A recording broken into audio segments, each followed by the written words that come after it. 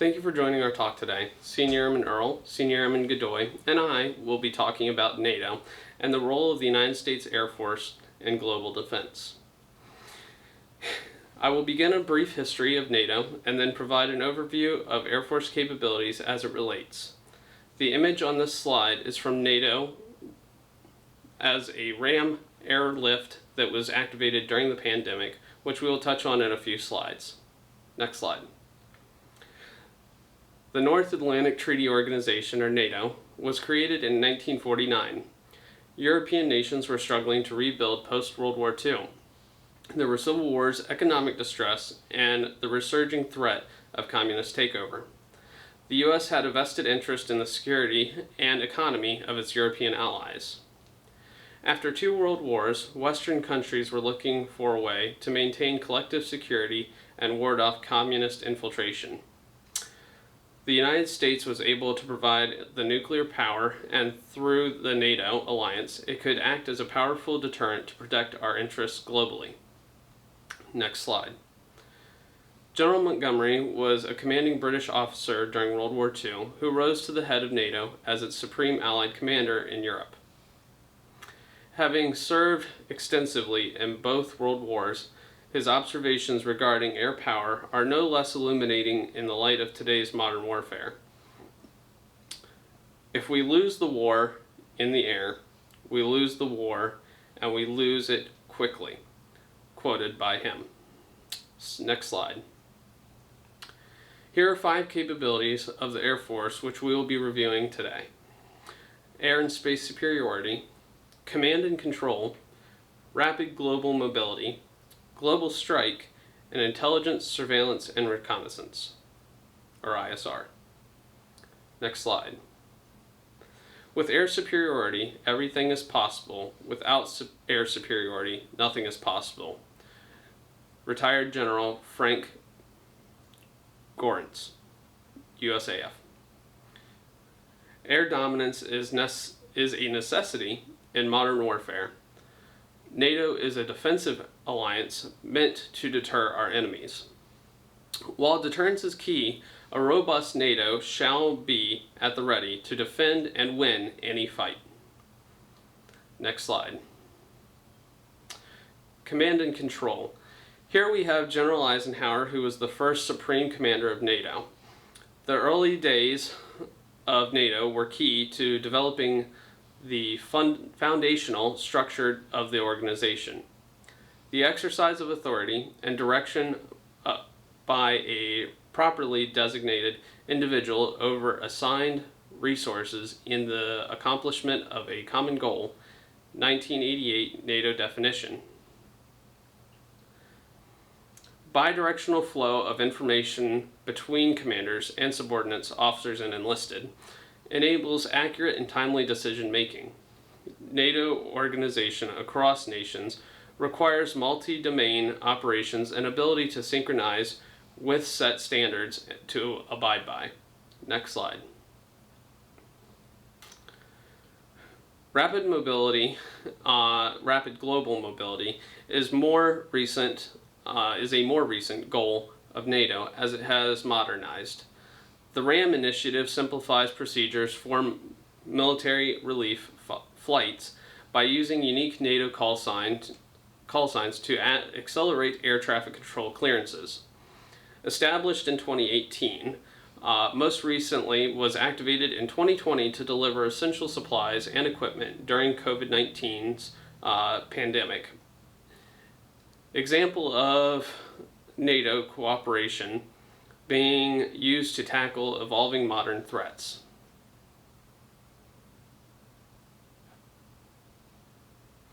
RAM stands for Rapid Air Mobility. Next slide. Deployment of aircraft can quickly navigate across Europe via our NATO alliance cooperation. Medical supplies such as gloves, masks, and medicine were delivered to Italy on March 31st of 2020 at the start of the COVID-19 pandemic. NATO worked with other member nations to deliver much needed aid swiftly. Next slide. global strike comprised over 33,000 members, comprised of over 33,000 members, assigned to 2 air forces, 11 wings, 2 squadrons, and 1 detachment. The U.S. Detachment in the U.S. deployed over the world. Global Strike oversees 2/3 of the nation's nuclear weapons, including all bombers, intercontinental ballistic missiles operations, or ICBMs. The ability to hold any target on the planet at risk, day or night, in good and bad weather, always has been, and always will be, fundamental to deterrence. Such as our Minuteman missiles that we have spread all over the place in our slide photo. Next slide. Global Strike is the embodiment of air and space superiority. It allows the U.S. and its NATO allies to protection by nuclear deterrence that we have spread across the world. Next slide. Cybersecurity, especially, is of growing interest to NATO and the nations that comprise NATO. ISR, or Intelligence, Surveillance, and Reconnaissance, is vital to military decision-making and operational success. NATO must prioritize sharing of intelligence among nations with assurance of information and security.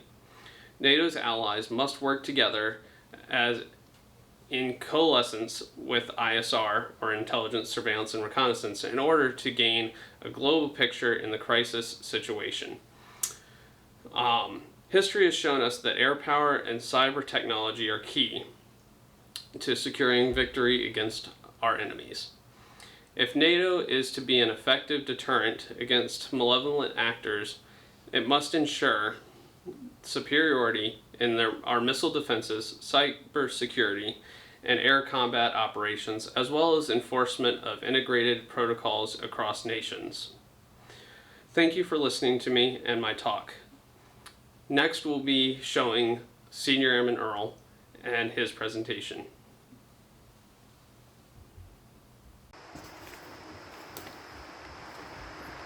Thank you, Airman Brown. Good morning, I'm Senior Airman Earl from the 243rd Engineering Installation Squadron out of South Portland, Maine. Today I'm going to talk to you a little bit about NATO and the United States joint force and nuclear enterprise as it relates to NATO. The United States, being part of NATO, the North Atlantic Treaty Organization, is a strategic and tactical tool in and of itself. NATO provides the united group of multinational militaries in order to assist in defending each other and other democratic nations around the world that ask for assistance. NATO consists of North American and European countries that have allied together in order to provide a common defense and mutual aid. Originally formed to defend against the Soviet Union, its goal since the fall of the USSR is still similar, though with a few less enemies. NATO's strategic concept is collective defense, crisis management, and cooperative security.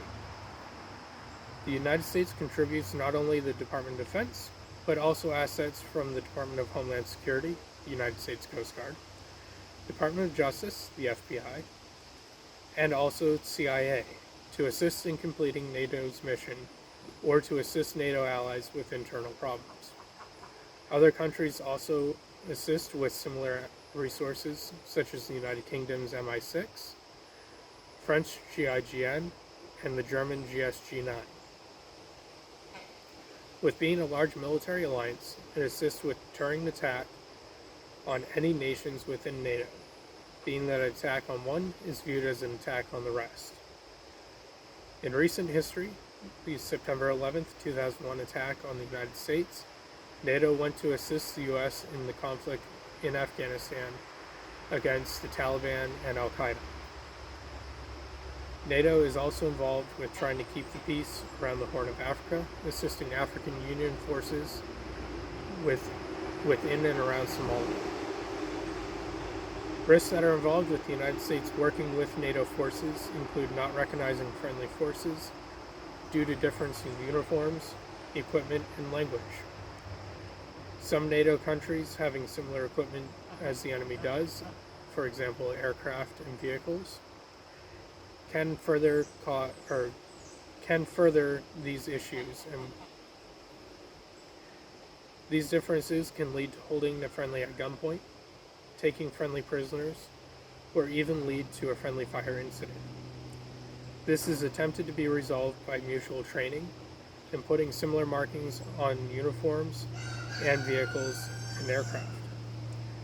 Other problems within the NATO and US relation is that the alliance may not always agree with the US plan or US operations.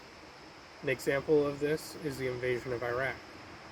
NATO itself did not agree to assist the United States, though we did have United Kingdom and German help.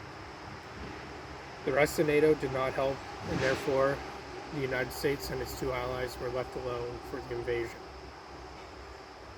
Actions that have helped within NATO is that all of NATO has agreed to a mutual aid agreements where all nations within NATO will assist each other. That not only goes for ground, air, and sea combat, but other attacks as well. NATO strengthens these bonds with using similar equipment such as ammunition, attachment points for weapons on aircraft, and also simple things such as communication equipment that uses common attachment points and can utilize certain frequencies agreed upon by NATO. Countries within NATO have created some multinational bases within Europe to include nuclear storage depots. This cooperation helps to deter another nation from attacking the NATO country. NATO has a cooperation for training as well. Many countries within NATO send military personnel to various schools to assist with and learn from each other. Some of these schools include pilot training, where new pilots can learn from each other and further their bonds in case they ever must fight alongside one another. U.S. Army Ranger School is another example of this. Various NATO militaries send their soldiers to become Ranger qualified per United States standards. The United States Air Force has heavy involvement within NATO. The Air Force has one of the largest bases within NATO on German soil, Ramstein Air Force Base, where the United States runs one of the command and control centers for NATO. Much of the air patrol missions that NATO runs are United States run. The United States Air Force facilities and equipment are used to assist in training other nation pilots and aircrew, as well as sale of older aircraft and other equipment to friendly NATO nations. Within the nuclear realm, the United States and NATO allies that are nuclear armed, France and the United Kingdom, use this power to further deter aggression throughout the world. Within the alliance, there are storage and maintenance facilities throughout Europe to assist each other within the joint storage and maintenance of these weapons. This prevents other nuclear armed nations not always knowing where or whose weapons are where. These facilities are not all used all the time, and the weapons themselves are moved on a regular basis in order to confuse the enemy. NATO also assists within the nuclear realm if there were ever a strike. US and NATO aircraft can refuel each other to further the distance a bomber can go, utilize each other's airfields if needed, and mutually protect each other's aircraft en route to the target. Thank you for watching. This concludes my portion of the brief. I'll now turn it over to Senior Airman Godoy to conclude the rest of our briefing.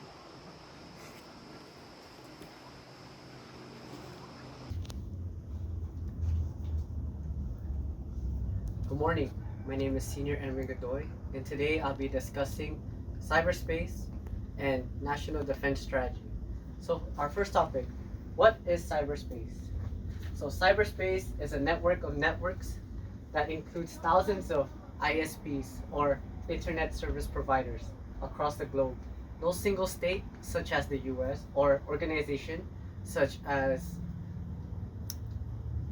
Anonymous, can maintain effective cyber defenses on its own. An example of cyberspace is social media, such as Facebook, Instagram, and Twitter. They all have a virtual room that is within the computer, and the computer is connected to computer networks that are in the internet. Now we're going to talk about how does the DoD leverage the cyberspace enterprise to further U.S. interests. DoD will work closely with its allies and international partners to develop shared warning capabilities, engage in capacity building, and conduct joint activities. These engagements will create opportunities to initiate dialogues for sharing best practices in areas such as forensics, capacity development, and exercise participation in private-public partnerships. So now we're going to talk about what is National Defense Strategy, or NDS. The National Defense Strategy provides a clear roadmap for the Department of Defense to meet the challenges posed by a reemergence of long-time strategic competition with China and Russia. The National Defense acknowledges an increasingly complex global security environment characterized by overlaid challenges in the free and open international order. So the National Defense Strategy is a discussion for global strategic environment, also our military force posture and the role of the US in this global security. What is one objective used by DoD to ensure support of the National Defense Strategy based on NATO region? So one is sustain advantages in the Western Hemisphere. The U.S. derives immense benefit from a stable, peaceful hemisphere that reduces security threats to the homeland. Supporting the U.S. interagency lead, the department will deepen its relations with regional countries that contribute military capabilities to share regional and global security challenges. An example of this is our Latin American and our Caribbean partners, which we use to increase our economy growth and also our prosperity. Now, what are factors or ideas shown how NATO uses instruments of power? So a definition of instrument of power is a tool that a country uses to influence another country or international organizations. The instruments of power uses acronym DIME, which D is for diplomacy, which are treaties or policies, I for information, such as military information or public affairs, M for military, such as size, operation, and what technology we use, and E for economic, which is our trade. So one of it is develop and maintain robust, mobile, and deployable conventional force to carry out both its Article 5 responsibilities and expeditionary operations, including with the NATO response force. So our Article 5 responsibilities is part of the NATO and Allies Treaty, which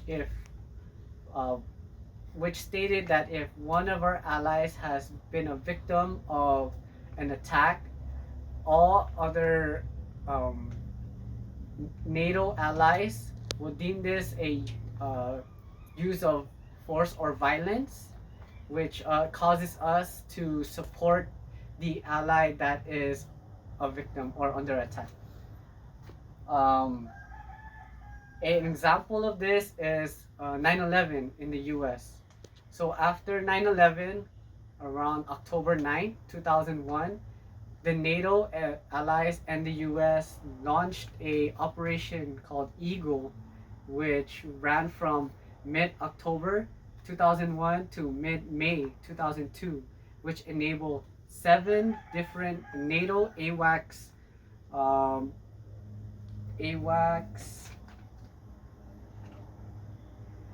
radar aircrafts to patrol the skies of the US. Another idea was to carry out necessary training, exercise, contingency planning, and information exchange for assuring its defense against the full range of conventional and emerging security challenges and provide appropriate visible assurance and reinforcement for all allies. Also maintain an appropriate mix of nuclear, conventional, and missile defense capabilities. Furthers development its capacity to defend against the threat of chemical, biological, radiological, and nuclear weapons. And also furthers development ability to prevent, detect, defend against, and recover from cyber attacks by using the NATO defense planning process to enhance and coordinate national cyber defense capabilities. And lastly, enhance its collective capacity to contribute to the fight against terrorism, including through improved threat analysis, consultations with partners, and the development of appropriate military capabilities, including the helping to train partner forces to fight terrorism themselves. So an example of this is our uh, presence as U.S. in Afghanistan. Uh, we are there to train the Afghan National Police and also the Afghan National Army for them to take over and fight terrorism such as Taliban and ISIS once U.S. forces have been pulled out of Afghanistan. And this concludes my presentation. Thank you and have a nice day.